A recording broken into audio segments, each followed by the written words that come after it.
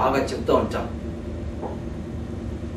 కానీ ప్రేమించేవాళ్ళరా, మనము నిజమైన క్రైస్తవులుగా మనం జీవిస్తుంటున్నామా?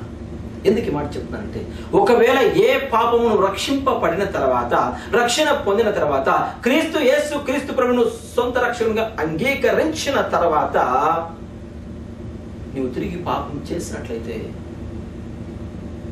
నువ్వు దేవునిలో ఉన్నవాడివి కాదని ప్రేమించేవాడు. ఎందుకు చేతనంటే పరిశుద్ధాత్మ దేవుడు ఈరోజు మనకు చెప్తున్న మాటలు ఏమిటంటే, అదే 1 యోహాను 3వ అధ్యాయము 6వ వచనం గమనించినట్లయితే మనం ఇక్కడ చూద్దాం. ఆయన యందు నిలిచి ఉండు వాడెవడో దేవునికి స్తోత్రం.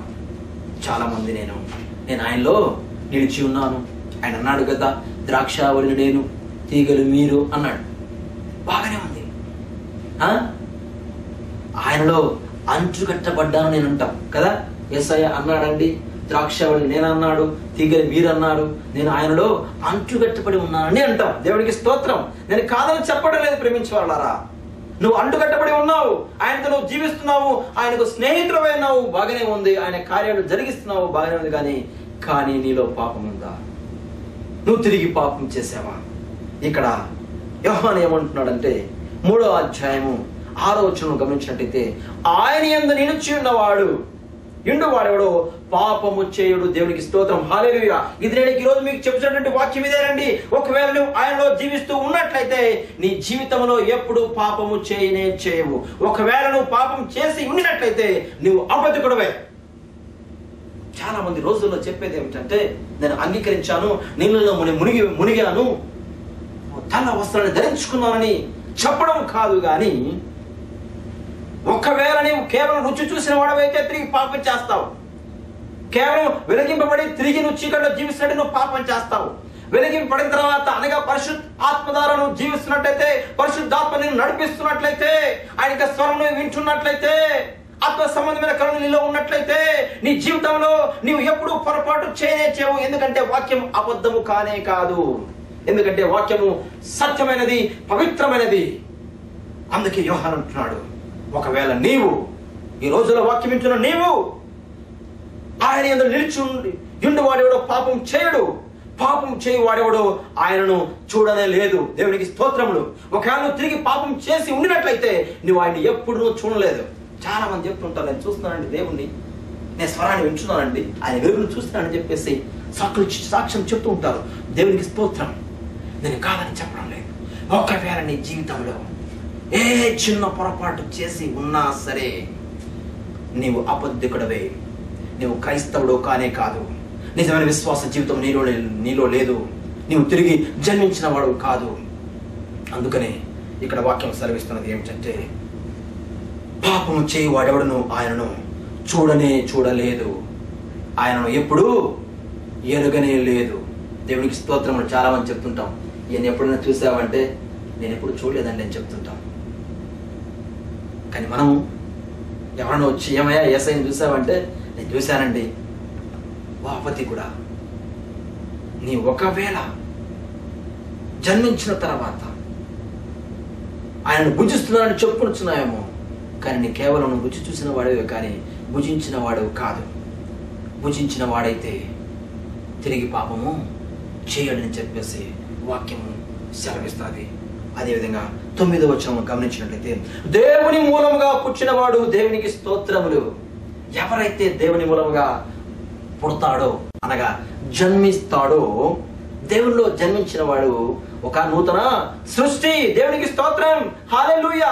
నూతనముగా జన్మించిన వాడు అనగా ఆయనలో జన్మించిన వాడు, ఆయన మూలంగా పుట్టిన వాడు, వాడు నూతన సృష్టి.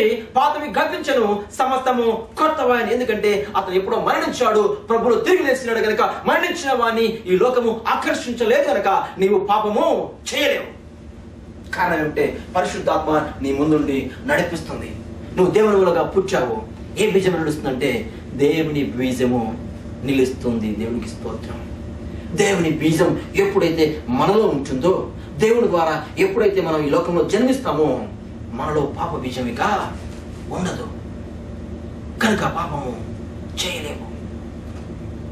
దేవుని బీజం లేనట్లయితే, అందుకే వాక్యము సెలవిస్తున్నది, దేవునిలోగా పుట్టిన వాడి ప్రతి వానిలో ఆయన బీజము నిలుచును కనుక. అది ఎప్పుడూ నిలిచి ఉండదండి. ఆయన మనలో నిలిచి ఉన్నాడు కనుక మనం ఎప్పుడు ఇక పాపము చేయలేము. అందుకే అంటాడు, బీజము నిలుచును కనుక వాడు పాపము చేయడండి.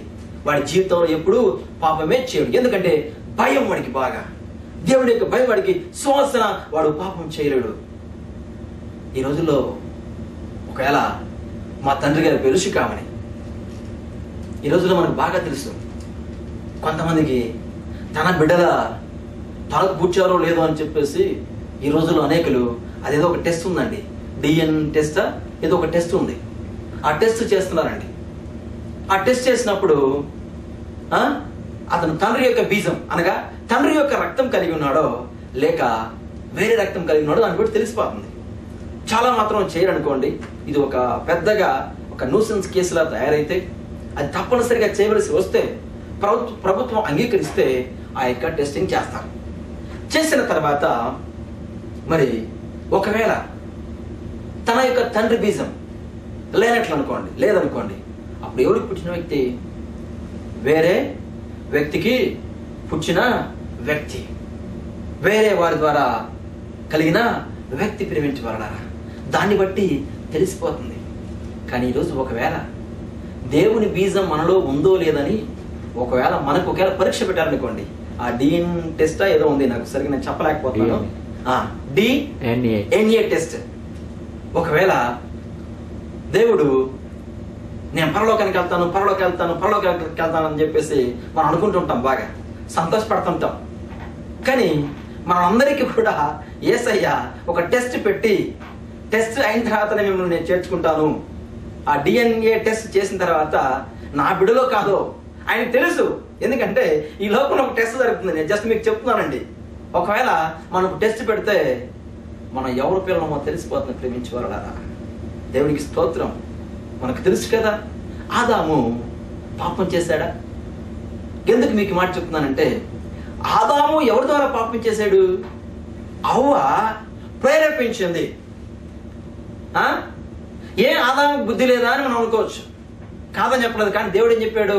నీ భార్యను ప్రేమించమన్నాడు. దేవునికి స్తోత్రం.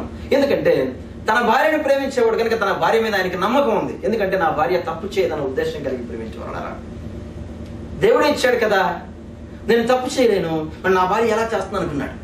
ఇక్కడ మనం గమనించినట్టయితే ఆదాము ఎవరి యొక్క బీజం కలిగి ఉన్నాడంటే దేవుని యొక్క బీజం కలిగి ఉన్నాడు.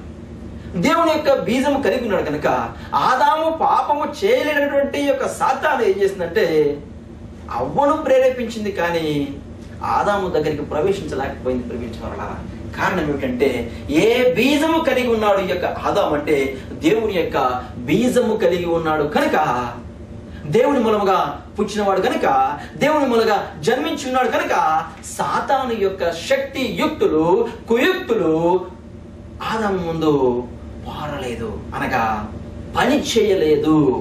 కానీ అవ్వ వద్ద పని చేసాయి. ప్రేమించేవాళ్ళ, ఎందుకు మాట చెప్తున్నానంటే తర్వాత మనం గమనించినట్లయితే ఆదాము యొక్క స్వభావము కలిగినటువంటి ఒక వ్యక్తి పుట్టాడు. ఎప్పుడు? ఆదాము అవ్వలు ప్రవేశించిన తర్వాత. కానీ ఆ వ్యక్తి ఎవరి బీజం కలిగి ఉన్నాడంటే ఆదాము యొక్క బీజం కలిగి ఉన్నాడు. మీకు ఎందుకు ఇక వ్యత్యాసం నేను చెప్తున్నానంటే మొట్టమొదటిసారిగా ఆదాము దేవుని యొక్క బీజం కలిగి